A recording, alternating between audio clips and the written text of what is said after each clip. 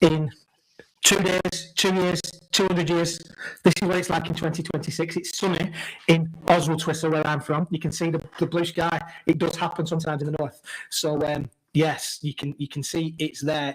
But we are joined in the studio. Me and Steve are joined in the studio for the fourth of our webinars as part of the Edufuturists Roadshow by some wonderful people who have given us their time to talk about this key theme around the future of education. Where does the role of EdTech sit in that space? So if we're thinking about the future of education, where does EdTech sit, and how does it play a part? So thank you so much in advance, before we do anything else, to everybody who has been able to join us, and for the people that are in the studio. So thank you for that. So we're going to ask them to introduce themselves, and before we get into thinking about what it means for the future of education, particularly around the use of EdTech and the organisations that are supporting that to do. So we've got 6 people in the room. So I say in the room, in the virtual room, right? So we're using technology solutions, so it's like almost planned for the theme of what we're going to be looking at today. So it would be only right for me to ask Caroline to introduce herself first. Caroline, could you tell us who you are and the role that you play, please? Oh, thanks very much, Ben. Hi, I'm Caroline Wright. I'm Director General of the British Educational Suppliers Association.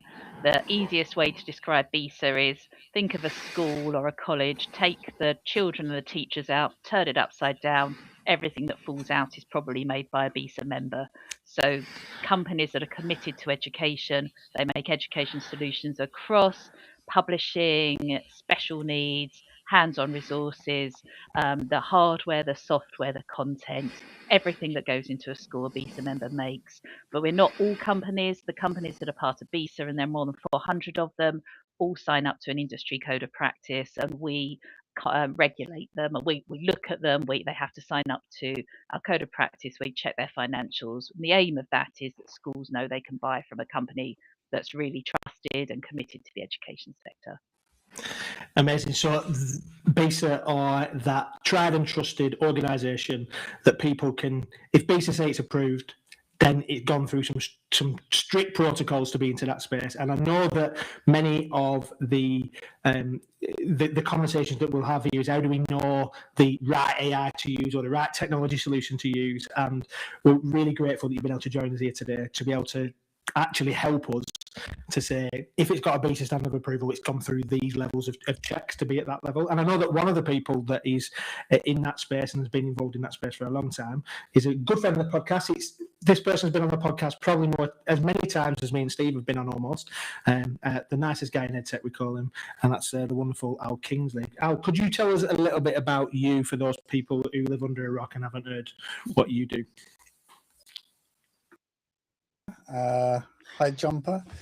Could be quite a few different things. But in the real world, I'm kind of wear a few hats. My main one is Group CEO of Netsupport, educational technology company that's 35 years young. We're just starting to get the hang of it.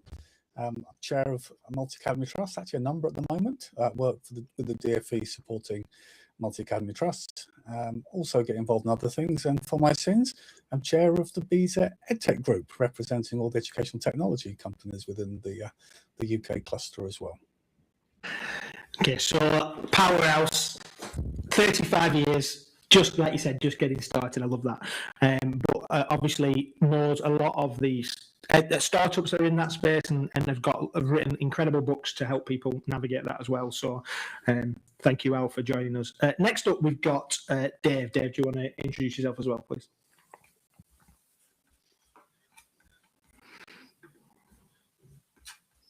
We've been building apps to help students study independently. I thought 16 years was a really long time, but it's nothing compared to 35 years. The company's gone through quite a few transformations over that time. Technology has changed just a little bit over the last 16 years. So we started off called Sonison, became Glean, and then last year became Genio.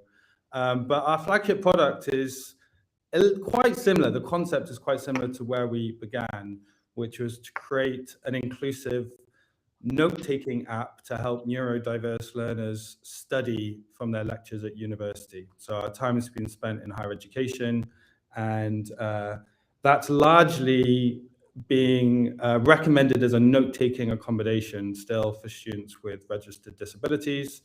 We sell to or work with over 1,000 universities globally. Vast majority of those are in North America, where we've got about 900 partners.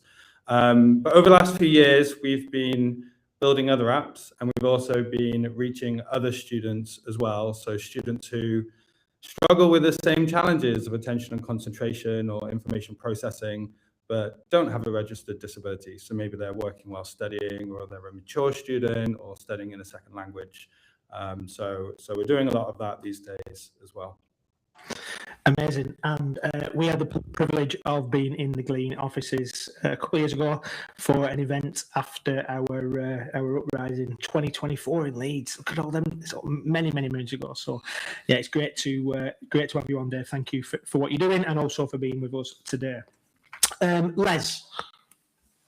Yeah, so really glad to be on today. I'm Les Hopper. I'm a product director at Pearson. If you haven't heard of Pearson, we're a company that tries to understand education, understand all the different things that can be useful tools in it. So people may know us as publishers of textbooks, or providers of digital services like ActiveHub and ActiveLearn, Results Plus, and others in the UK. They may know us as an exam board at Excel, where we offer qualifications. And if there are any international viewers watching, they will know us for similar things around the world. And so obviously we're really interested in the education space. We do a lot of work here, and really happy to be part of the conversation today. Thanks, Les. We're getting through the list before we ask some questions. But next up is Ben, please.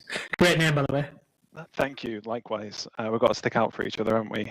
Yeah, thank you very much for having me. Hello, everyone. My name is Ben Dainty. I'm Director of Learning Science and Innovation at FETech. For those that don't know us, we are essentially the UK's leading learning technology marketplace design for the FE sector. So we do this through free advice and guidance available for all. We then also offer a few of our own products and services within there as well. So yeah, thank you for having me. Thank you. And it's important for us as well to remember that a lot of the Edufuturists community and this idea about future education isn't just about schools.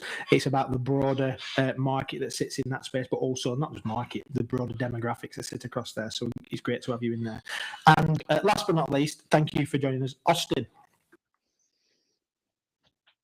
Please just introduce yourself, tell us a little bit about Thanks, you. Ben. And Yeah, where you're from.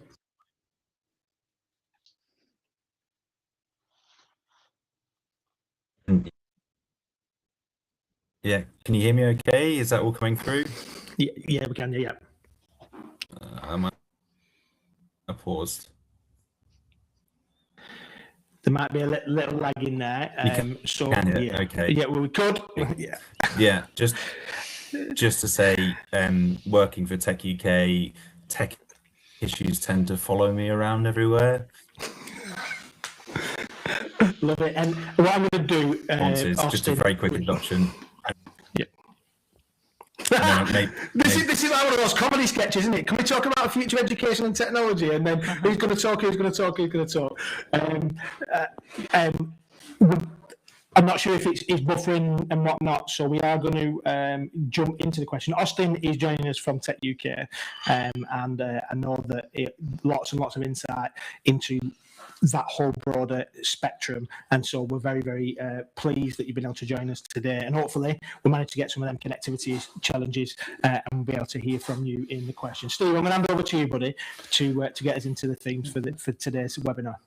Yeah, absolutely. I'm a massive football fan, as everybody knows, and Austin is coming in like JJ Kocher, but not so good that they named him twice, so good that he came in twice. So I'm loving the fact that he's twice on screen, and Austin, hopefully the connection kicks in, we can go through that engagement, because I think your voice is really good. So we'll persevere with that, for everybody watching. There's a reason, because I think there's a real valid point and a valid voice from Austin as part of the conversation.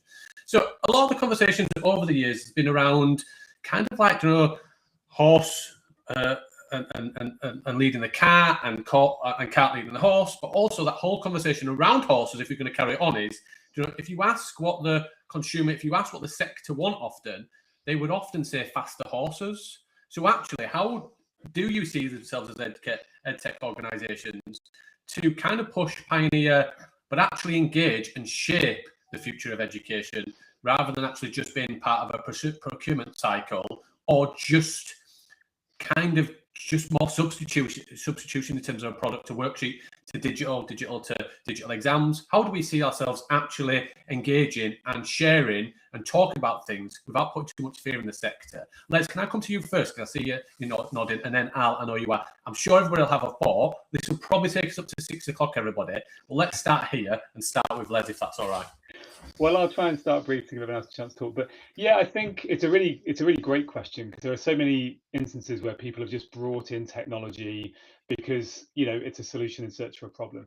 The thing to do is to flip that around, obviously, and go into schools and not say what's the next thing you want, but say what's the problems that you've got. Share schools and colleges, anyone in the education sector, and then think about what are the kind of tools in the toolkit that should be used. Now, we play with everything. We've got everything from sort of physical products through to digital products through to AI products. But with all of those, we try and look for the problem, the kind of pedagogical context, like what does good look like in an educational sense in this space, and how can things like technology be used to try and get to that pedagogical end that you're after, to try and reach those learning goals or those delivery goals or even administrative goals that you've got within your context. So I'd say that's always the best way to go, is to find out first what you're trying to do and then work out what the best tool is, never the other way around. Absolutely. Al, I think you were nodding. I'm going to go Al, and then I'm going to go Caroline, if it's all right. Just get a nod so you know you're coming in after Caroline. Certainly support Les. I think there's a difference between a transactional relationship and actually building a relationship. I think a lot of the work that we've certainly done, I think, you know, sustainability is about, have you got a solution that's here for this year, or have you got a solution that's here and going to evolve for the next decade or two? And that's something that I'm very passionate about, and I think really aligns with the BESA model as well, about actually you convene the research first, you actually get the insights, you co-produce with leaders, and then you most likely as a vendor will produce tools that are more sustainable. I like Ben's comment at the beginning, that whole kind of, are you just doing it or replicating or replacing, kind of reminds me of the SAMR model we often talk about, Rupert Pinton-Dura, and you kind of think about, we're just swapping A for B for no particular purpose.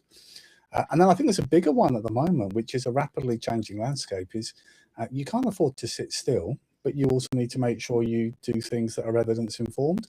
So actually part of it is understanding what the new measures of success are likely to be in the future. We can't always judge everything purely, for example, within education, about does a tool shift progress or attainment. Maybe the measure of success is freeing up time or supporting recruitment and retention by making the job that little bit more doable. Or maybe it's about making a child feel that the technology is accessible to them and therefore they choose to come to school rather than not in the morning. I think there's a much bigger picture at play, which is why that co-production really is the kind of the heart of the conversation. Cheers, Al. Caroline? Yeah, absolutely agree with Al and Les and that partnership approach. I really think a lot of the companies we work with, so more than 400, they're working with hundreds, if not thousands of schools at a time. So they're seeing what's happening in those schools. It's in their best interest to help a school get the best solution, to have the right solution to a problem.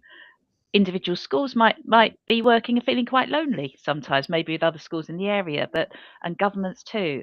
And I think just an example of what we saw, particularly during COVID, when kind of the world gradually shut down, kind of east to west, our companies were working with schools in Hong Kong, across the world, in the Middle East, before COVID really reached the UK. And they were able to see some of the solutions, some of the ways that schools in different countries were challenging it, to feed back to their partner schools in the UK. So it's using those learnings for the sort of best outcomes. And I really think it's sort of treating the commercial sector in a grown-up way, really. That one part of the system, whether that's a government, whether that's schools, whether that's colleges, we can't do it by ourselves anymore. We have to work in partnership and actually share and learn. And I think perhaps some sectors do it a little bit better than education at the moment. And I think kind of if we can work on that, I think it's going to be for the benefit of everybody, really. Yeah, I agree. I am loving it. Yeah, I'm loving it. The fact is, why is everybody agreeing? Well, let's see when we dive into question 5. Dave is going to come in. I'm glad that, because ultimately, I love the agreement, but also if there's anybody that wants to bring any candor to it and say, you know what, I do, but what about this or something else? So, Dave. Yeah, I'm coming at it from a slightly different perspective. So 2 things. First of all, higher education, where kind of students are expected to be a lot more independent learners, and you're kind of directly setting the student up for success in the workplace. But also the assistive technology background. You know, the last 16 years, we've been building tools to put into the hands of learners so they can overcome their challenges and they can become better, more independent learners.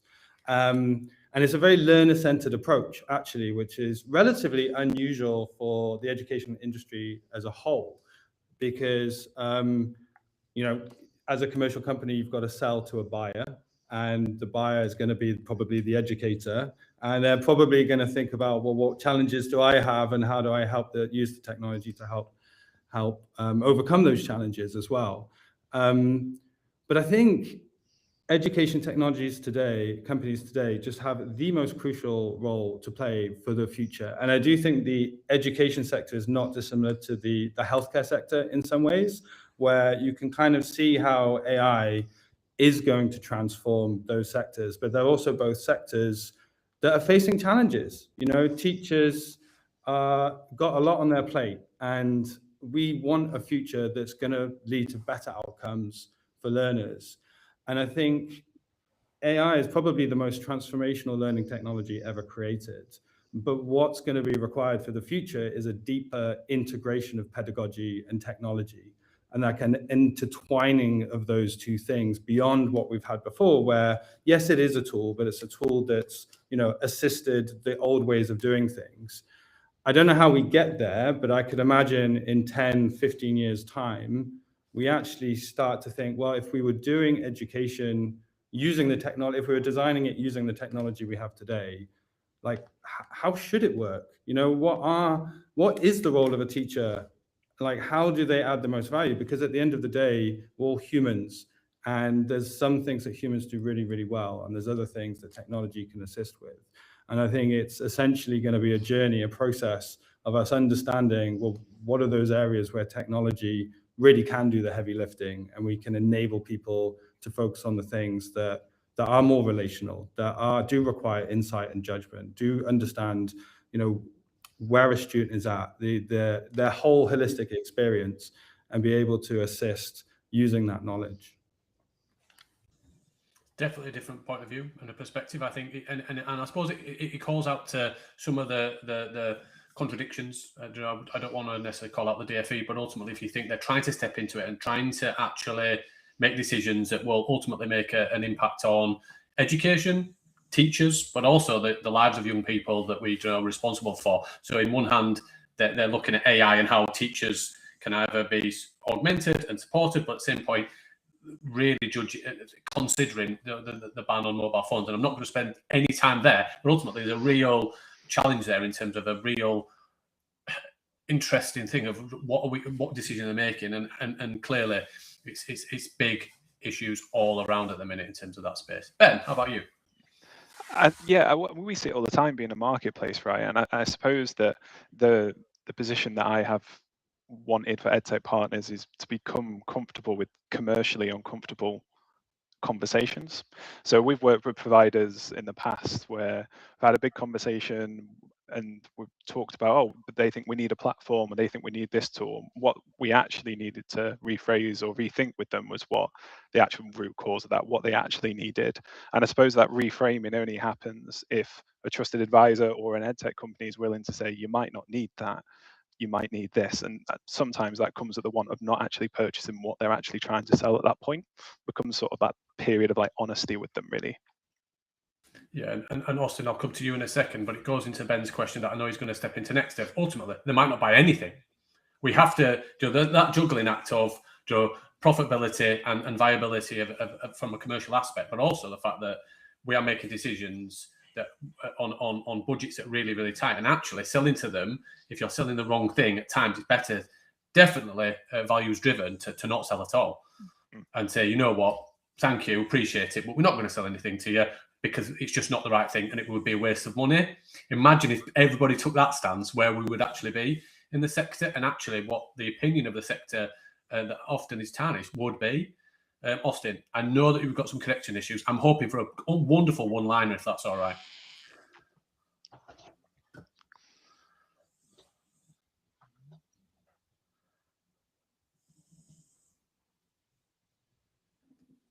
You say it best when you say nothing at all. A bit of Roland Keating. Yeah, I love it. Steve, I know we'll pick this one up. I think there's some conversations there that the challenge really is, how do we make sure that I think everybody said the same thing really, which is not be a solution looking for a problem. It's come on the podcast quite a lot of times, and I know that hundreds of people are talking to that space, but also knowing how do we engage our audiences or our customers. And I know that doesn't always feel nice using the word customers into education, but realistically, is that space? How do we do that at stakeholders to make sure that we're creating meaningful engagement with our products and things that actually move the needle forward? And interestingly, it's a bit of a segue before we get into the next bit, is that sometimes it's difficult here when the purpose of education isn't always clearly defined. So if it's a case of getting better at exams and getting better exam results, then if that is the answer, then there's a set of tools that can help with that. If it's about preparing young people for the future, there's a set of tools that can work into that space. And the challenge really here is that that's something that we continually need to work with as well. And I think that then leads us nicely into this broader conversation about how do you balance that, as all of you either work in an EdTech organisation or a tangential EdTech organisation, or represent those in different hats that you wear. And businesses have got to exist. They've got to wash their face. They've got stakeholders. They've got shareholders. It's got to have commercial viability, and we don't have to hide away from that fact. That is the truth. And EdTech as a sector is growing globally, and that's a good thing in lots of ways, because it means that we're thinking technologically around education. However, as Steve mentioned there, how do we have to balance that question between that and educational impact? And I imagine that there's some people that have got a thought on, maybe we don't, it's not a balance. And I knew I would have a thought in that space. So in terms of that, how do we navigate that tension, perhaps, if there is one? There's a few strands there that I'm sure other folks will pick up on as well. I mean, the first thing I'd say is I don't believe commercial viability is the enemy of having product with impact, because one's a measure of sustainability. There's no point spending time investing and developing something if it's not going to have impact, because it's going to have a short lifespan. And we saw that. Most people here probably will say, I don't remember that, but it's certainly back in the 90s, we had a whole raft of products come out that promised the earth, and many had about a 2-year lifespan. And I think that tension is really healthy. I mean, I think AI shows it right now. We've got a lot of tools chasing the curve, and some stand up to scrutiny and some less so. And that's not necessarily healthy for all of us.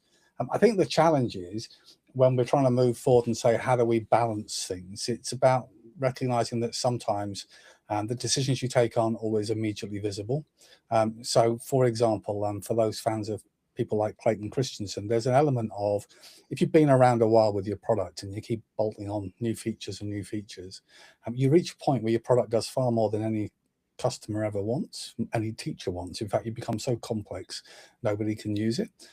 And we've shifted now to wanting easy to use, easy to scale, robust, platform agnostic technology. So you have to be bold enough to say at some point, I need to completely shift the dime, redesign what I'm doing, and that sense of constantly reinventing yourself based on what you learn and what you know is a healthy thing, rather than taking the easy commercial, the cheap commercial option, which is we'll just keep adding bits on. And so there is an argument, ironically, I always say it with a caveat, less is more, except chocolate, which I would obviously recommend wholeheartedly. But there are different strategies where I think it's a really healthy sign that sometimes it is about constantly reinventing yourself as a business based on what you know and what you see. The other thing I would say is it's really, really easy when you're chasing revenue, certainly when you're in that startup to scale up phase, to end up becoming a bespoke boutique for every customer who says, I'll buy your product, but I just need this feature or that feature. And it's really, really important to be able to have the confidence to say, I don't believe that's going to add value to the product and to other customers, so no, I'm not going to do it. Because we often end up being chased down the line when we become really quite a unique bespoke product rather than something for the broader base. And the final thing is, you know, and I live and breathe it, and I'm very lucky that I'm able to, and I appreciate it's not everybody's ability, is spend more time in schools and classrooms before you spend more money on marketing. Go figure it out first, ask the right people, soak it up, feel the pain, feel the pressure points, and then you'll have a lot more confidence when you come to actually promote something afterwards. I think that's really important. That final, all of it's important. That final bit about how do we make sure we navigate that tension. Some of it is about, well, is it a tension, and is it that we just don't know what people need and we aren't close enough to that chalk face sometimes? I'm not saying that is the case for anybody in the room or anybody that's listening, but that's an important part of that process. And to add to that, Al, I think just to where you were saying, I think there's a real sense of not becoming everything to everyone, and realizing what are we here for and what we're trying to achieve. Yeah. Do you know, 10 years ago, Ben, people would look at two products, they'd compare the brochures and they'd say, this one's got twice as many features for the same money, I'll buy that one. Better value, right? Now people look at it and say, why am I paying for a load of features I don't need and a product that's more complex? So it's really, really important that in chasing, trying to be all things to all people, you don't end up with nothing that's actually focused and relevant to each customer. And I think education's learning that too, because it ties in with the whole accessibility consideration, which is, are we developing a tool for just a cohort of the learners, or do we want something that all of our learners and all of our staff can use? You know, again, not rocket science, but it's easy when you're under pressure commercially and you're thinking about how do we, you know, grow the business and cover the costs of our staff to lose sight of that focus. Absolutely. Other people nodding. Ben, do you've got a thought in that space? Yeah, no, I completely agree with what Al said. And like the headline I had was that we have confused features with impact. You know, a new tool has so many different things in there, but if it's not like pedagogically sound and it's empty and doesn't carry any purpose, then, you know, logins aren't learning, so to speak. Just because people are going on and having a look doesn't necessarily mean there's any impact in there. And I suppose that I see that most clearly with assessment being like a hot topic at the moment. So like people are rushing to rightly or wrongly automate marking. You know, teacher workload is brutal, that's absolutely fine. But then, like, if you think about its heart, assessment as a diagnostic act, it's something that we need to do to understand where our learners are. And whilst we might be saving 20 minutes, have we unintentionally, to automate it, severed that link between assessment and understanding where our learners are in the journey? So the question isn't if AI can mark it, it's like, do we lose what essentially a human should be doing in that part? That is where we see a lot of tension with especially staff members on the ground. Should I be doing this? Should I not be doing this? I want to do this. I don't want to do this. Yeah, it's that balance of can I and should I, isn't it? It's that and that's what I'm hearing there. And anybody else from the panel want to share a thought on that in terms of the tension around the impact versus but impact and financial viability? I think it's really challenging in the market at the moment. Just to put it into context, so BESA does lots of research for our members with sort of hundreds, thousands of schools kind of annually. And consistently, when you look at this is more than just EdTech too. When you look at the size of the budget schools have for resources, it's way less than 5% of the entire school's budget is actually spent on what's used in the classroom, particularly to support pupils' teaching and learning. So actually, you get to the point of, and it's the first thing to go as well, because rightly you're always going to want to have a teacher or something, you know, and if you have to eat into budgets, you kind of make something last a little bit longer. So that is the reality of the world that suppliers face themselves in. Then you look at actually how do schools priorities. I'm just sort of focusing on curriculum for the moment. They will probably replace the stuff that they're assessed on first, or that before they replace other things. So you get to whether or not schools would love to be able to buy a particular resource for a particular subject. It's whether actually they'd be able to. So suppliers have to look at that as well when they're even considering what to be able to produce, which makes it really, really challenging. But that's why, so the point I really like to make is it's so important to keep competition in the market, because I really do think in the UK we've got a very healthy, competitive ecosystem of EdTech suppliers that kind of keep things truthful, keep things honest, keep companies really needing to work to help schools and work with them and keep pricing, low. Trust me, if you want to kind of make, retire to a Caribbean island, you won't find very many EdTech startups doing that. It's kind of actually a genuine care to provide an educational resource. So I think it's really important that we look at supporting all of those companies that are out there, because ultimately nothing really comes for free. There can be a temptation for having a free resource, but how does that work? Do you have to kind of give away all your information? Do you have to keep doing something that actually takes more teachers' time? Really high quality products do often come at a price that, if there's a vibrant market, we can keep those prices as low as possible. So it's kind of all those things that balance and sort of go around from time to time that make kind of a complex but healthy sort of marketplace I think we've got. Yeah, very, very true. Very true. And I suppose in terms of how, as we move this on that conversation, one of the things that ties into that, and I'm jumping into that next question, sorry, Steve, just because I think it's important, because I think most people are moving into that idea of the gaps. Where's the gap between what EdTech can do and then what schools are actually able, and schools, colleges, educational organisations are actually able to adopt. And because that's the bit, isn't it? We've got these ideas, but realistically, our friend Dan Fitzpatrick used to be on the podcast with us, talks about this liminal space between where we are and where we would like to be, and this idea of, okay, yeah, this is all well and good, but they've got to go and sit in an exam room with a pen and a paper at the end of this, or this is all well and good, but we've got this much curriculum to get through. It's all well and good, but there's a phonics screening to happen at the end of this year. It's like, how do we get to that? Les, have you got any thoughts into that space? Yeah, I'd go back and even a step before then, particularly talking about EdTech. So we did a big piece of research last year and the year before about the kind of barriers you face in school if you want to adopt something.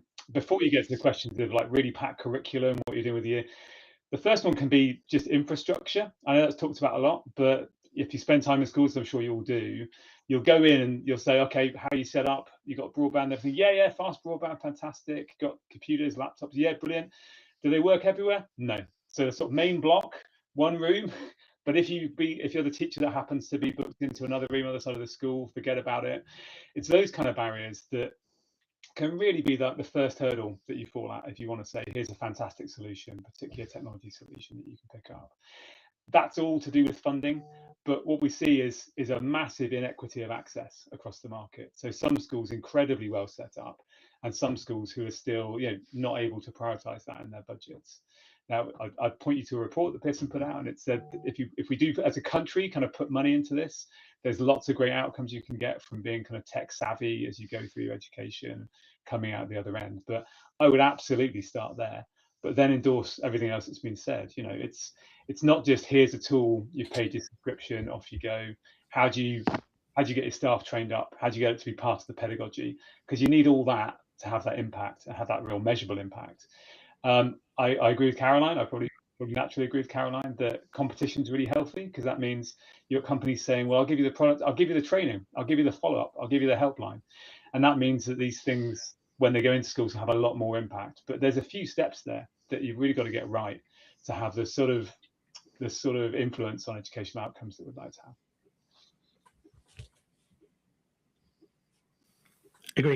Agreed. Steve? Yeah, I was just going to say, Al, do you want to jump in? Did I show a hand, or were you? I did. That was a little flourish, I think, is the correct term for that. Sounds more impressive that way, doesn't it? Just saying hi, Al. I was going to do a very blatant plug and say, Free Schools Digital Strategy Guide that we published this year has 100 and something pages of advice and guidance that I've curated with Mark Anderson from across the sector. The point on that really is that sometimes we think about the where's the gap between the technology and what the schools need. And it actually starts with, what's our why? Why are we doing this? What are we trying to mitigate in our schools? Are we trying to free up capacity? Are we trying to implement improvements in teaching and learning? Are we trying to make our curriculum often more accessible? Are we trying to make sure that we can mitigate some of the shortfalls for our SEN cohort? And sometimes if we're really clear on the purpose, it steers us down a directional path of the tools where we can look for evidence-informed educational technology that will give us the right mix. And I think sometimes the gap is larger than necessarily exists. You know, I'd argue the most important thing isn't capability, it's capacity in schools. It's always about where would we sit on the priority list, and we sort of assume that. And I think at the moment, it's probably an important one, maybe we can segue onto as part of this conversation goes on. We feel like there's a bit of a gap between the use of technology and what we need in our schools to mitigate problems, because it's convenient to put technology and social media and AI and all the things into one bucket and go, ooh, scary, concerned about our young people, so let's just not go there. It's also handy because it's free to not go there. But the marketplace has already spoken in the workplace, so we don't get that choice. But if we're really structured and we recognise the debate about the risks and harm of learners having access to a digital experience and safeguarding is not the same as well-structured, pedagogically aligned educational technology, is not the conversation about how much time do they spend or what do they do, then we move some of the fear factors into the how do we enable, and actually most of it will come down to the gap gets closed by the EdTech vendors that don't just transactionally sell software, but provide the professional development and the alignment to make sure that people actually understand the purpose and the intent of the tool and get something out of it.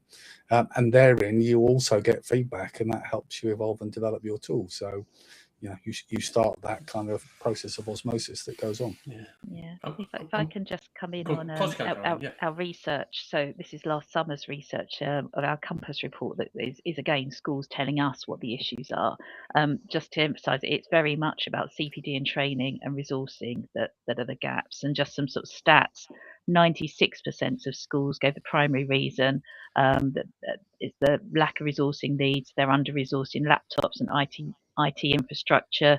70% of primary schools, 76% of secondary schools say they're under-resourced in laptops for pupils.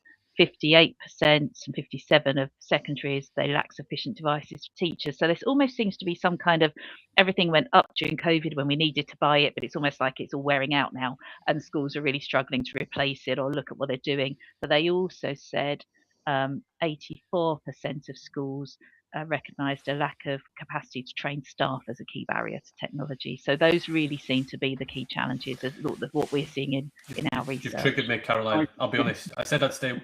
Liz, I'll come to, and I want to bring Dave in as well. I said I would stay away from that phone conversation, but Caroline's just triggered me. So ultimately, what we've done is we've given the biggest investment that we had as a response to a pandemic. And then ultimately, where all the kit starts to die, and we say, and all of that research, whether that's, but ultimately the rhetoric of everything that's saying, we then go, you know what, we're gonna, the free resource that everybody, not the free resource, the resource that learners often bring, because of the impact it has on social media and outside of school, we're gonna get rid of that. Well, we've said this a million times, back in the low 10s potentially, and one of our podcast guests, in terms of the Agora School, there is no locker in life. So ultimately, we are fundamentally saying, and we've done a terrible job as adults and with young people on social media and with technology in terms of what's in our hands. We are constantly distracted as adults. If you sit on a bus or a bus stop or just in a coffee shop, see how well we cope generally as a population of adults. And what we're saying is then we're not going to do anything about it in schools because ultimately because of that, and we're just going to allow them to go off on their own. And I understand teachers, that the world of education is full and teachers are full. But ultimately, if EdTech as a provider can get it right, teachers will always say, and schools will say, we're not getting the training, but we don't. When you offer it, there's that thing of, do they have enough time to do it? All of those kind of things is a conflict that's since the beginning of time. But we have to respond to it, and we have to push into it, because ultimately, if you don't provide that, there is no training, and we don't get better, and we don't improve ourselves honestly to do so. So it's all right saying the schools are saying they don't want it, so let's not give it.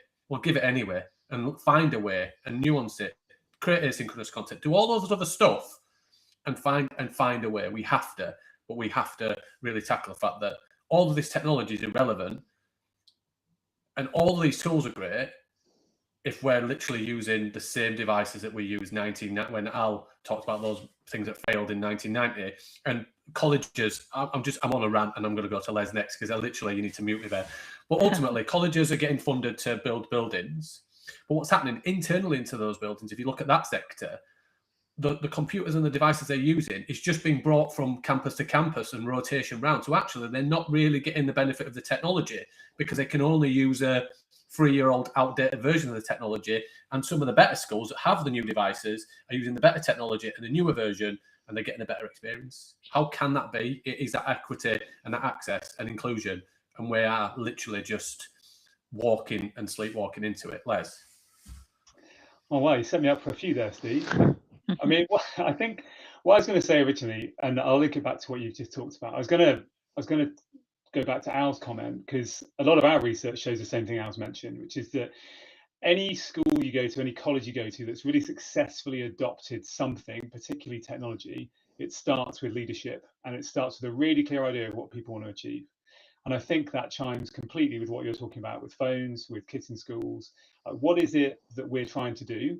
What is it that we need to achieve that? And when you're looking at things like, do we ban phones? Like, what are you scared of? What are you worried about? And I think a lot of the time you're right. It's social media that we're worried about. It's not saying let's have this tool in place that perhaps every kid has at home, more likely than anything else to have at home, that mobile phone. How do we use that as a piece of their learning technology? How do we make sure that can be used responsibly in schools? That's a leadership decision. That's about how you organise yourselves, how you tackle that. I'm not sure where I stand, honestly, on bans in school. I think it's worked for some schools well, and they've created a real vision around that. And for other schools, perhaps it's more of a knee jerk. Just actually, people have complained, what do we do? Let's put them in lockers. Let's get in those little bags for the day. So I think it all comes back to leadership.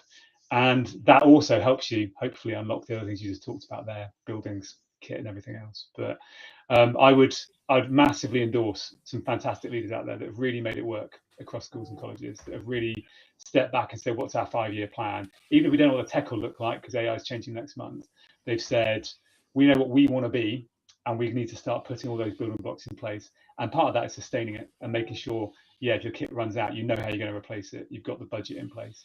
You've got some tech support in place. Absolutely. Dave, I don't know if you've got any thoughts onto that question, or the next bit is a caveat in terms of considering AI mixed into all of those, that actually AI is really accelerating the change of what they can and can't do, and the skills gap and the capacity gap coming into, I don't think it's capability, I think it's capacity, as Al said. Ultimately, what was your thoughts there in terms of ultimately the bits that we're seeing and the bits that we're getting wrong, but also AI and how that is creating a wider gulf? I mean, yeah, just to follow on from the conversation you've just been having, if we look at this through like the lens of the learner, there's going to be an age where you are using these tools and your experience outside of education is going to be so disconnected to the experience you're having in education. And I think that's just going to get bigger and bigger. And that's probably going to lead to more disengagement, right? And I think when we talk about these issues, it really makes a big difference whether we're talking about younger students or older students. But there's a point where you do want to be trying to encourage the student to take more ownership over their learning, and the tools at their disposal are going to really matter. And I think AI, of course, is just going to accelerate this as well. And I think there is a duty for EdTech companies, an ethical duty, to build products that do improve learning. I mentioned kind of the healthcare sector before. I think you want to be building things that lead to better outcomes. And some of the challenges facing companies, we talked about the market forces and the competition. That is really good for innovation. It's really good for meaning that every company is optimized to deliver the most value for the lowest cost. But if you're having a high level of integrity when it comes to researching the learner outcomes, investing in the specialist expertise to build those products versus kind of just cramming AI into your products, like here's a chat bot, like let's do what's easy, that's going to be more expensive and it's going to be slower. And we do need the buyers, the educational institutions, to be discerning over kind of what will they buy, what won't they buy. It's been pretty crazy over the last few years, just seeing the amount of new competition that exists. And I can tell you that building software is getting easier and easier. So there's just going to be more products on the market, more noise, not less. And the learners are going to get products marketed to them as well. And they're going to use them to make their life easier, unless they're getting strong guidance from educators on what is good for learning and what isn't good for learning, and what tools they should be using in order to complete the activities or to have the best outcomes. Al, I know you've got a thought there as well, haven't you? No, listen, I'm with Dave on that. I think the one thing I just wanted to flag on there is it's understandable and correct in one regard, but whenever we talk about educational technology and EdTech, the conversation actually moves about how can we improve learning, teaching and learning outcomes. We just need to remember that there's more EdTech that's outside the classroom than in it. And there's loads of our EdTech that's got nothing to do with teaching and learning. And we often talk about how EdTech's all pedagogy centric, and there is an element of that, and it's certainly part of the consideration. But when we talk about our MIS and our cashless catering and our security and our rostering and all of our different technology that we use to keep the business going, we're actually, incidentally, that's where we can make the economies of scale that will allow us to have more money for teaching and learning. It's all about security and flexibility and price and all sorts of other factors that fall into it. And Dave, I'm with you. The nature of vibe coding and other bits and pieces means that there's a lot faster route to market for many people. But there's a difference between lots more software and lots more good software. And you can't short circuit co-production. You can short circuit production, but I think the co-production is the bit that will actually differentiate between products that are being built with the end user rather than built for the end user. And that's something we can still embrace. Yeah, and I think that's really important. Ben, I'm going to bring you in there because ultimately as a marketplace, for your customers and for that sector, it's vitally important that as all of this competition comes into the market, I'm not saying that it has to be just yours, but actually through BESA and all those different things, how do we put a validation point on there to make sure that the cowboys are not coming and that and ultimately people are making the right choices and support to do that? Yeah, it's something I was thinking as the last few people were speaking is around the, some potential EdTech companies may benefit from this sort of skills gap in staff, right? So like in further education, you've got like lecturers that are maybe lecturing bricklayers, hairdressing, engineers, and now they're asked to be integrating these AI tools, learning platforms, new digital assessment models, and teaching 20 hours a week. And I suppose the gap comes from there is that they're not having this time for CPD, proper training in these AI tools, customer success, proper customer onboarding, and that kind of sets up this sort of environment where if we don't solve the issues of people being able to understand what the tools are, what they do, why it's necessary, and it fits into their actual role, is that a properly digitally literate workforce would be far more demanding on the EdTech sector and far more discerning of the products and far more harder to impress as well. So I suppose that's not going to close until the actual staff members are trained up and ready and understand what good looks like in terms of these tools. So it's an AI literacy gap, which will then solve an AI product gap, as it were. I think what's really interesting, not that any of this, I'm always conscious when I say that, it almost implies that everything else that's come before it isn't interesting. But what I think everybody's coming to is that there's a few things. Education technology isn't just the same as EdTech, and I know that Fiona Aubrey-Smith, who's been involved in many of these conversations, has said, well, some of the stuff that pedagogy focused and the conversation for teaching and learning, there is a distinction there. So thank you for bringing that distinction up as well, is that some of these things are functional and operational, and we definitely need to support the people in there, because they're often the ones that get forgotten in organisations as well. That really resonated. But there's been some incredible insights if anybody's looking at what people are saying in the YouTube chat. and we've been joined by a few people from we've got somebody joined us from Finland, which is cool. So thank you for those people who are joining there. Sammy's joined us obviously because I think Dave told her. Sammy works with Dave at Genio and used to work for Steve. Sammy has to come because Dave might have said you've got to come. No, I'm joking. Sammy would not do what Sammy did not want to do. Sammy, we love you and we're grateful that you've shared some things. And I think her point here is he's definitely worth mentioning here, and then I'm going to pick up some of the other people's that are in there. It says, as the panel foresee the efficacy gap closing in the next 5 years, specifically how will EdTech providers pivot their business models to prioritise long-term learning outcomes? Because I think that really resonates into this, that right back to what we talked about right at the beginning, which was a product that might last a couple of years or a product that might last 6 months. How do we create that efficacy gap, and how do we make sure that we are not holding things too tightly, but we'll make sure that we're flexible in that space as well. And anybody particularly got a thought on that wants to jump in? I feel like I'll thank you, and then I think there's lots of thoughts in there. But thank you for that question, Sammy. Well, if we take the view in terms of efficacy, which is about are we creating something that has the desired outcome, the first thing I think cycles back to as we move forward in the current education landscape, we need to reconsider what our measures of outcomes are. This is the bit about being pre-programmed for progress and attainment, and recognizing that actually the dial is shifting, and so we need to be measuring different things. Now, I would argue there's two strands here. One's about how do we measure things like time and engagement, and whether we're closing the feedback loop. So maybe it's about time or workload, or maybe it's about accessibility. And so we can look at tools in different ways. They don't all have to be about teaching and learning.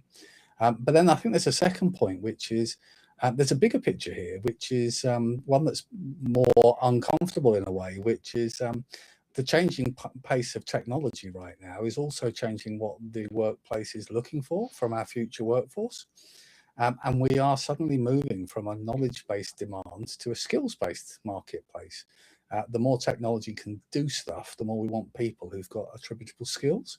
So that's putting a squeeze on the fact that our curriculum isn't quite fit for purpose. Now, curriculums will always get nibbled at the edges rather than significant reforms. But where it does open up an opportunity is to say, how can technology help capture skills acquisition as much as just purely knowledge retention? And I exaggerate slightly for effect, because our current curriculum isn't just knowledge retention, but it's certainly not the skills enough, and certainly assessment, high stakes assessment, is absolutely not capturing. So it allows us to start thinking, when we start hearing people talking about more problem-based, project-based learning, and how we start to interweave and capture that progress. Well, how can technology be a part of that? Whether it's in case of capturing it, whether it's a case of providing more effective personalized learning platforms, whether it's a way of putting a wraparound to protect learners more. I think we have to just be a bit more holistic in terms of what we're looking to achieve in education. Otherwise, we'll just end up going back to the way it was intended at the beginning of time, and none of us want that. I think that's right. Yeah, I'll jump in there, because I agree with that, Al. I think that spectrum of kind of knowledge to skills is the one we've always been navigating through, right? Which elements of each are most important in each domain. And I think with AI being mentioned earlier on, it's brought to really pretty acutely to bear in a couple of cases. If you look at things like GCSE computer science, so that at the moment we're the first board to go online with that. You can download something, you can do your coding, you can work in the environment you would in real life. What that means over the last couple of years is that when you're working in a development environment, all these tools now are adding in AI, and they're saying, actually, if I see what you're trying to code, I'll just code the rest of it for you. I'll add that next line on, add the next line on. And so you have to start asking, is that okay? Do we need to stop that happening? Because that's not what we plan to assess here. We didn't imagine that you get assistance with that. So you can either say, well, that's fine, that's what the workplace will look like, or it's not. Or you can take a step back and say, actually, to look at that properly and work out whether the suggestions you're getting are good, you still need that knowledge, you still need that background piece. So there is still a bit of an assessment in there. But these questions are going to come up more and more. Something else we did in AI, which is kind of the flip side of this, is we launched an extended project qualification that says explicitly, make something with AI, like find an AI tool and build something with it. But what we'll assess you on is how well you can critique that process. Like, how did you work with that tool? When did you push back and say, well, this isn't a great outcome or output? How do you design your next step? How do you work out how to evaluate it? And I think we're going to need to look at every instance of this each time it comes up, and we're going to need to keep evaluating it as you go through to say, what are people going to need when they get to the workplace? But also, how much background do they need? How much depth do they need? And what's the right mix? I don't have the answer, unfortunately. I wish I did, but it's something we're actively thinking about all the time because it's just critical. This is Brad Moraine. I want to jump into so many different things, and this will be a spin-off of a podcast. We had a conversation with curriculum and qualification bodies in webinar 1, Les, and actually that was really interesting, that the EPQ and the strength of the EPQ, and actually the importance of that, but ultimately the uptake of it is generally seen as those people who are already been successful. So, for example, if you're already doing well at maths and English and you're doing well with your GCSEs, let's put you on an EPQ to get you some extra points and all of those kind of things. That's the challenge. Ultimately, that should be available for all and should be pushed greater. I think the impact on uptake is because people see it as an addition rather than real value that cuts across and really can replace some of those qualifications.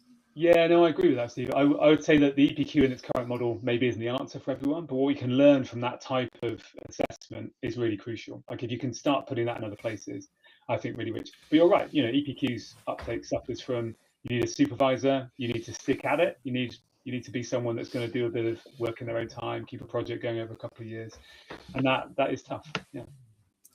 Absolutely. And I think we're stepping across a couple of questions about Caroline and David and Ben. I think it's that thing of the EdTech landscape, as we've been kind of talking, is really fragmented. But how do we actually step into it so that these hundreds of tools really start to consider actually how do we ensure that they serve the school and the sector rather than serve us as providers, which is often the case? How do we continue to do that when the mass has been taken? Ben, I don't know if you want to step in first actually on that. Yeah, I'd love to, because it drives me mental sometimes. So yeah, fine. Yeah, I suppose it's that we have standards, right? So we have SCORM, XAPI, LTI, and they're dotted around the sector, but quite a lot of older platforms and some of the newer ones, as they're starting out in the sort of fledgling startup area, they don't have that interoperability, struggle with it to say it, but you know what I meant, between the systems where data is going backwards and forwards, and that sort of supports that idea of a tech ecosystem coming in, changing. Tools come in, they talk to each other, and then the data's going round in a circle, and that's the right way of using it. And we're seeing a lot of systems, and we talk to a lot of people and a lot of providers that don't have the right data in the right place, and they're sort of like these walled gardens that look really nice, but you can't see what's over and happening in the other side, and they're not talking to each other. So we see that happen a lot, and I think that's probably like the biggest thing with these new tools coming in, is being able to talk to different systems. Yeah. I think the push and pull is really important. Caroline, go on. Sorry. Yeah, no, I people sometimes talk about fragmentation as being a bad thing. I actually think it's a really good thing. I think it's a sign of a healthy, vibrant, dynamic market where there's lots of competition, there's lots of variety. It's not just a couple of the big boys. There's a whole range of kind of very large companies. Smaller teacher that had a good idea now sort of supports a couple of hundred schools on a particular issue because they've seen it's really worked, and those schools, those teachers, those pupils really benefit from it. So I think it's of the utmost importance that we keep our ecosystem and the market as vibrant as possible. And I'm going slightly tangentially, but I just really think it's important, particularly at this point, is that we really look out for that, because our sovereign technology capacity is so important at the moment with the worldwide sort of geopolitical system. Some countries can be switched on and off at whim. If we've got our entire sort of 26,000 schools that might be becoming overly reliant on one or two kinds of systems, one or two kind of very large players, that could be very, very dangerous for our capacity to deliver. So having UK companies that really absolutely understand, or at the heart of soul, what they do, of providing for our schools, whether that makes it a little bit more tricky linking it together or not, I think it's a price very well paying, and that's the role of government, I think, to really sort of help on doing that. So it's something I feel very strongly that we need to safeguard the capacity we've got within the system. I think it's key. I think ultimately we do often, I know there's some UK tech in here, which is absolutely wonderful to see, you know, with Dave and Earl and the marketplace and the stuff that we're doing. But we often look at the big boys, especially if you think about Microsoft and Google, and we go, but they've been at it for so long, and why would you do something else? Well, actually, we've got some wonderful products that have been born out of the UK and continue to be do so. But also, we have often, and you fall into this of, they don't have the history, and they're a brand new app. You know, ultimately, you have to go with what has been long standing. But actually, some wonderful ideas, and we saw this in David Price's book in terms of not open, the power of us. That actually, they've got some teenagers that might be creating some better products than all of us combined. And because of age and because of where they've the starting point, we avoid and we maybe discount them because of where they're point, and we go back to, oh, look at those over there. We need to champion age diversification and our own. I'm not going to start putting a Union Jack flag up, but ultimately we've got some wonderful stuff that's British. And I think what you've just said, Caroline, in terms of the geopolitical landscape, really does put that into perspective. Dave, from a UK tech company, what's your thoughts on this? Well, I agree with Caroline. I think now more than any other time, we want to encourage innovation. And that's going to come from people who are close to the problem space. And again, we've talked about, there's many different types of EdTech. There's also categories of EdTech, which are kind of products or technology that's been built outside of education, and then someone's tried to market them into education. And they've not been purpose-built from the ground up. You've not had those people who are passionate about the impact of the technology and the people that they're serving. I think that's what's so great about the British EdTech industry. Almost everyone you meet actually has a personal connection to the work that they're doing. But it does mean that there's the challenge of fragmentation. And I think that is also a challenge as well, because when some products prove themselves to be excellent for delivering learning outcomes, we want those products to reach more people. And the sales cycles in education, it's quite expensive to sell into schools just because of the complexity of some of it. And that's challenging, and that means that everything moves slower. So I don't really have any answers for that, but I think, like, to take your question at face value, what would shift so that actually there can be more interoperability, or some tools that, once proven to be high impact, can reach more individuals. Some kind of bigger purchasing is going to support that. I think it's helping schools and educators understand and being able to choose, and it's giving them the power. It's not sort of reducing their choice, is it, by kind of saying, "Oh, choose between this and this," or government saying, "We've chosen it for you." I think it's helping them and making the ability of teachers to talk to each other about what works, to talk to other known experts, and to really be able to become sort of smart consumers. So I think that's the challenge, giving them CPD to help. It's that informed, isn't it? It's that informed and knowing what's out there. And if you don't know what you don't know, but also there's a whole sense of something that's come up in the chat that I think I'm really glad that somebody else said it and not me. So it's fine, because the wonderful Dave Leonard, it was another one of those really nice guys. So he's all right. He can ask this question. So because he said it and not me, it feels like it's okay. And he talks about this idea about, how do EdTech providers successfully balance the need to get the message out about a product without pestering education leaders? Because sometimes a significant percentage of LinkedIn messages come from sales folk. And I think this is part of it, because we're talking about informed, but that does not necessarily mean sold to. And I know that you are passionate about this as much as lots of people in the space, aren't you? I am, and you're going to tell me off. I just want to point out that the previous point, I really support what Caroline's saying, because it's really important we remember that if we look to standardize in the education system, if we look to try and create frameworks of normality, it always ends up being the largest vendors that will get the bulk of it, and we will throttle and we will limit the growth of new startups and scale-ups. I think it's always good to have some form of compatibility, standardization, so we're comparing apples with apples. But I am really mindful that we are obsessed with a framework and a recommendation for this, that, and the other, and we'll end up in 5 years' time where UK Education PLC names will sound remarkably similar to Google, Amazon, Microsoft, and other names, and not the ones that we have been seeing grow on a rapid basis.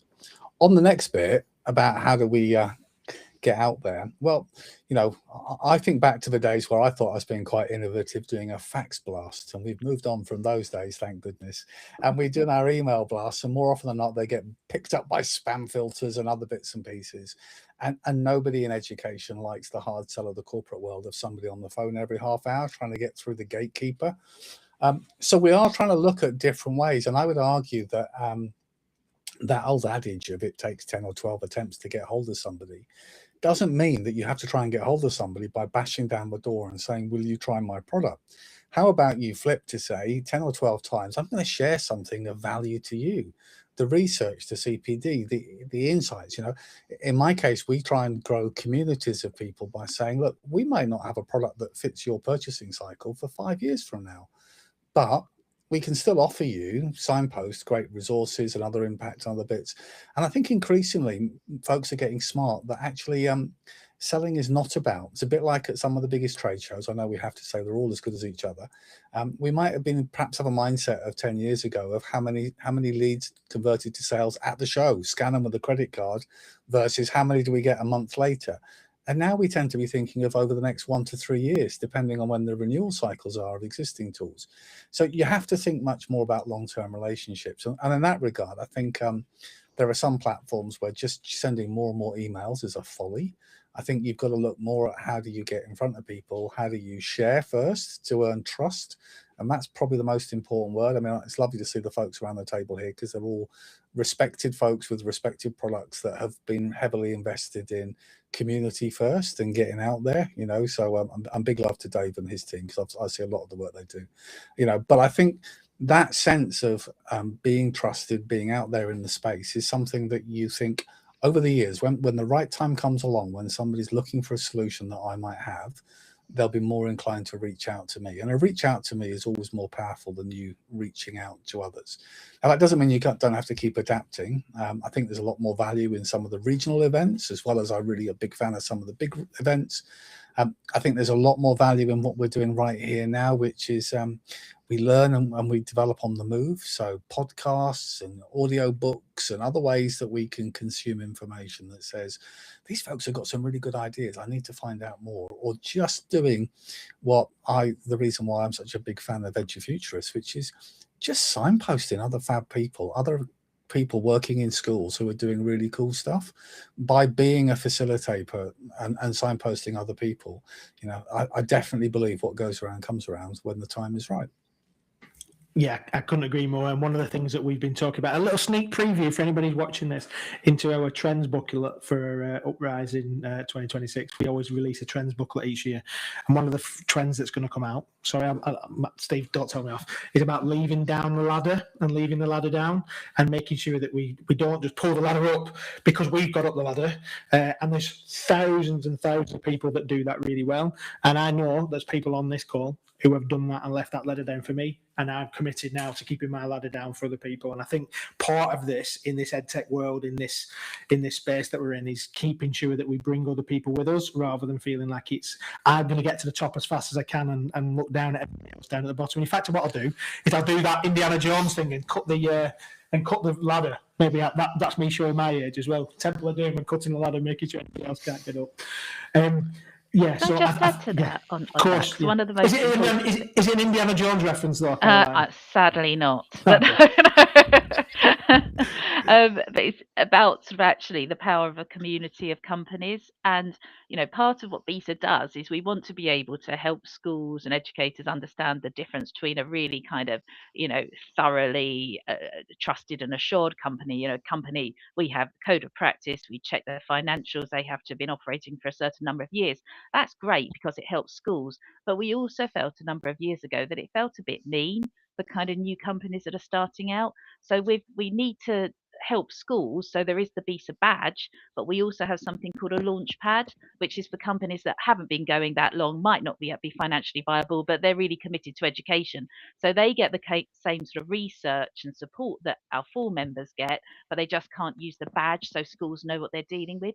But we find with some of our kind of, I'm looking at them on this call, but some of our biggest companies and most sort of, companies that have been within the BESA community for years actually really enjoy meeting those young companies and learning something from each other. So it does show that it really works. So I really support that sort of ladder analogy, even if I can't do Indiana Jones. I'll go on the back of that as well. We see that with our marketplace. Obviously, free advice and guidance to all members. We run webinars, and I think the best part of our webinars is that we invite people that are technology vendors, but we also invite people that are using that technology successfully and showing what good practice looks like. That always lands really nicely. And then also our events that we run as well. We gather all of our as many as we can in one room, technology vendors into one room, get people to come and have a look and play hands-on with those tools, and then have people talk about it as well. So they're seeing it from both perspectives, and they're getting that informed decision rather than just being sold to or given a demo to. It's what is the actual impact of that bit of tech that I'm having a look at right now.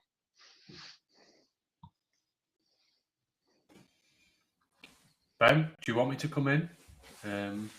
You're welcome to. I think you were keen on the conversation about co-creation, weren't we? To make sure we absolutely, yeah, absolutely. And I think I probably made a controversial point, but ultimately, always taught by my dad. This is not a controversial bit of be kind until you can, but always start with kindness. And I think the EdTech space is actually kind to each other. It's very rare in the time that I've been doing it. Not as long as you, Dave, and definitely not as long as you, Al.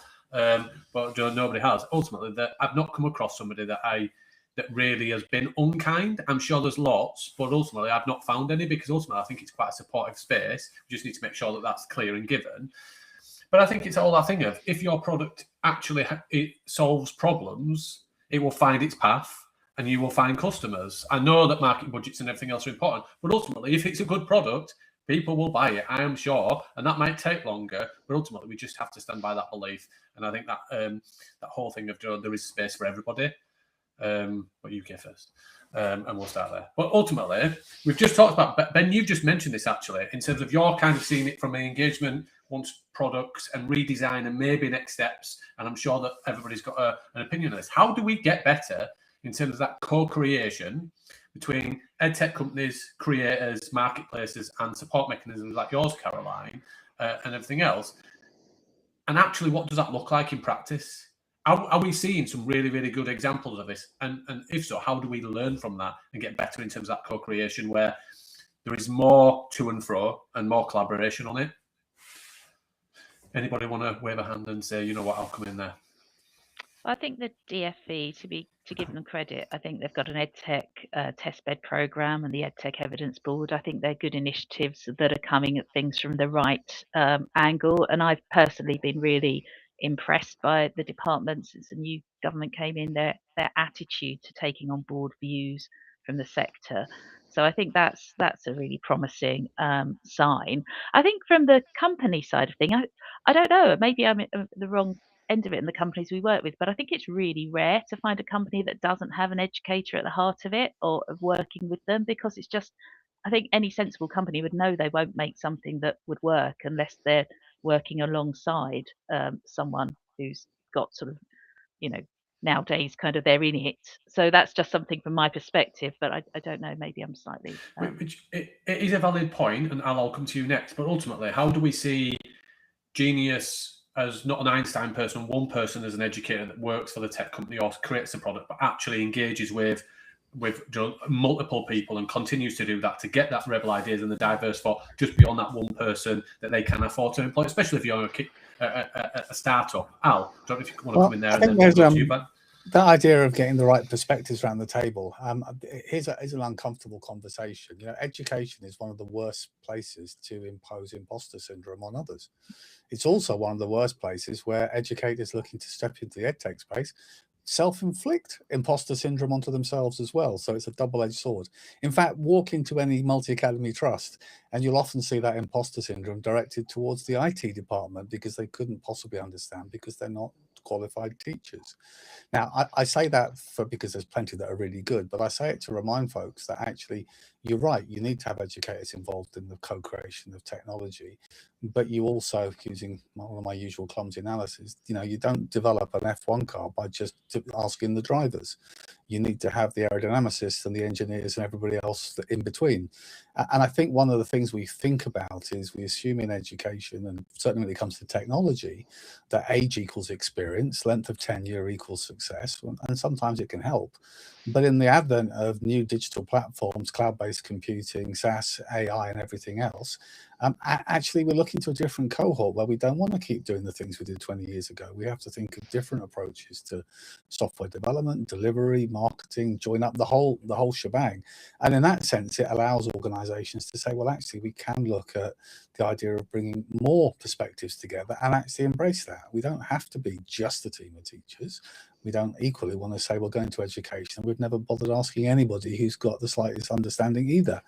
And I also think that makes it a very welcoming space right now for the next younger generation, because if you've got 2 or 3 years of AI under your belt, you're probably as qualified as anybody on the planet, frankly, in many regards. Not quite. I mean, we think of AI as new and it's not that new, but the broader sense of when it comes to product development.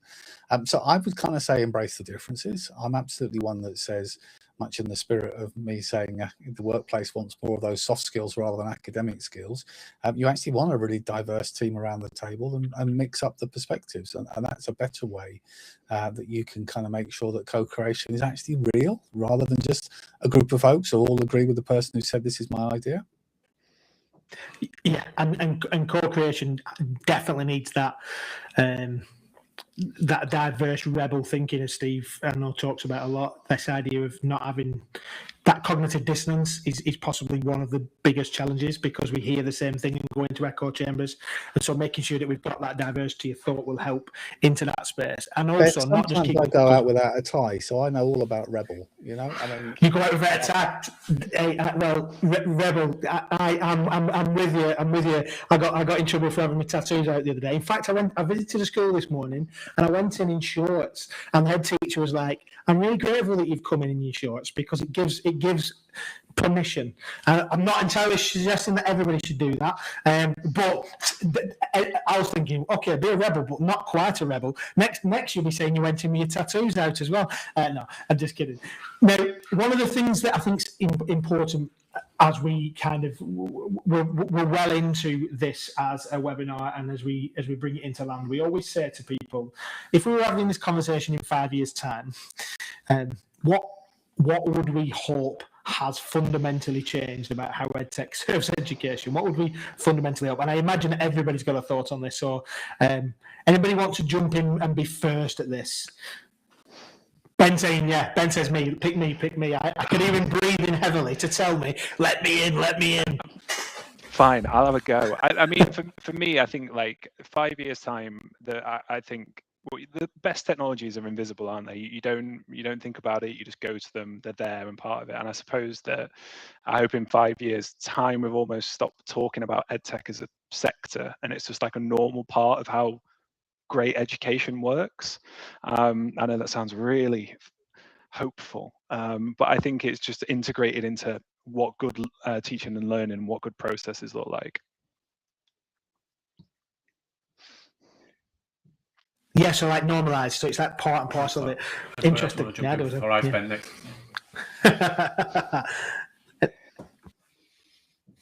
Yeah, I'll jump in. I'd say going back to the whole kind of equity of access, of training, of PD, that is the one thing I would change, is to try and make it a more even playing field for everyone to pick up the great technologies, and to have the time and capacity in the school to work out how to use them and how to use them best. And we've talked all the way through about having that kind of literacy and being like a canny consumer, and that all comes with a bit of time and a bit of funding and a bit of capability. So that's the one thing I'd change if I could. So a bit of a cheat that I'm picking up. No, that's cool. Dave? I'm going to touch on a theme I've shared quite a lot during this conversation, which is just that learner centricity. And I think if education, technology can do more for the learner themselves, so, be beautifully simple so they can use it, meaningfully structured So we're actually scaffolding the learning process using technology, but then connected into that wider ecosystem. We talked about, there was a question about efficacy from Sammy, and I do think, you know, all the points raised were really important about us defining what are the outcomes that we actually want. But I do think there's a lot of waste in learning, and like a lot of time and energy that's spent on activities that could be done better and quicker for the learner. There's a lot of opportunity out there.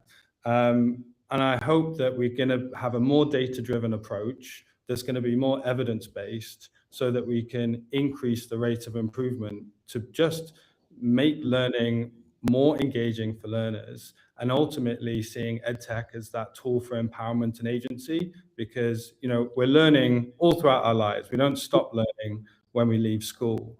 And I think if we can set up students so that they actually feel like they're capable learners when they leave school, that's a huge achievement. I would agree. Al? Well, you know what, I'm a realist. I don't want too much out of all of this. I'd like to think in 5 years' time we've figured out that our current high-stakes assessment continues to be the wrong model, and that we're going to use technology to allow for more continuous assessment, something that's more equitable for all of our learners. We'll figure out we could spend less time having our work assessed externally, and we could assess it internally and trust our teachers and our centre assess grades, and so unlock some extra funds into teaching and learning. We'd figure out that, absolutely as Dave alluded to there, actually sometimes less is more when it comes to curriculum too, and just because we're talking about all this technology doesn't undermine the heart of oracy and literacy being at the key of how we unlock agency and all these different platforms. And maybe I'll sprinkle on top of that seeing as we're talking 5 years and hey, we can do all these things, maybe governments will start realizing that curriculum review is not about nibbling at the edges, but is actually about coming up with a fresh plan that is a long-term strategy that benefits our future workload. And then they might have a real strategy about economic growth in UK PLC. Apart from that, nothing, and I will get back in my soapbox.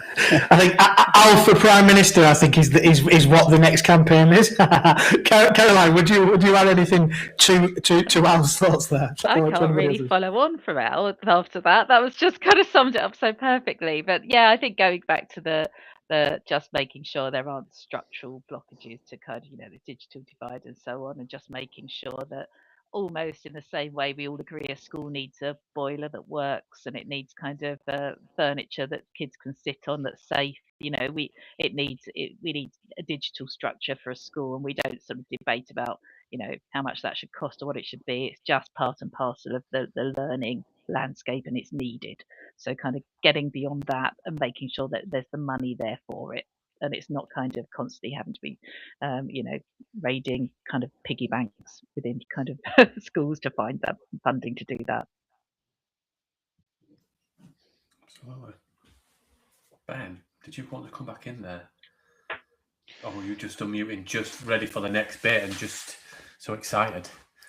No, I'll leave it, Caroline. It's a good point, and I don't want to take anything away from that. Yeah. I think ultimately digital strategy is great, but ultimately if you're creating a digital learning strategy, or there used to be EdTech strategies and all those things, all of it's just learning. It's just teaching, learning and assessment. And actually in this day and age, technology is not an option. Is actually by our learners and our young people mandated. They live, they breathe, they communicate, and they do everything. Whether we like it or not, we need to support them to do that better, and also then say, this bit, this is how you communicate. This is how you, in terms of your friendship circle, this is how you engage in learning. This is how, and actually segment and actually demonstrate what learning with technology actually is, rather than, as Al said earlier, it's mashed up with social media and all the negative connotations of everything else that technology can do. But ultimately, purpose-driven learning with technology is just learning. It's just brought us to where we are now, and we look at it with, oh, remember when I was in the 80s and we didn't have technology, and the only way that you knew your friends were actually in is when you knocked on the door and you asked mum and dad, and if not, you went to the back. Those days are gone, everybody. And ultimately, we need to move with the times and remember that actually where we are now is meet the young people where they're at, not where we think we're at and where we are. Al mentioned it. I think we'd love to see a 5-year vision from the DFE and a 10-year cross-party element in terms of education and a drive forward of 5-10 years and a roadmap that actually isn't about parties and isn't about politics in terms of those bits and the way that we see it. But without that, does anybody have one or a short burst? This is quick fire and we're going to go around. How do we step into it? The 5-year plan is what we've just said. Brilliant. How do we lay the breadcrumbs? Quick fire, everybody.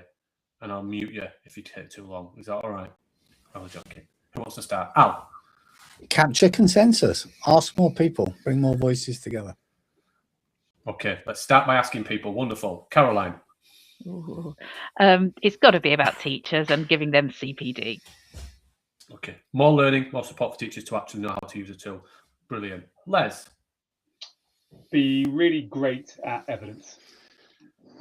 Evidence-based. Wonderful. Thank you. Dave. More conversations about the purpose of education. You mentioned it before, Ben. I think it's so important. Wonderful. Redefining and actually finding what the definition of education is. Ben, bring it home, man. I suppose it's to be honest about what we don't know with tech. Don't lie, you'll only get found out. Failure's okay. Be honest as leaders across all levels and say, we got that wrong. Let's try and move forward and let's have this honest conversation. Wonderful way to summarise it all. It has been an absolute blast and a pleasure to have you on, Al, Les, Caroline, Dave and Ben.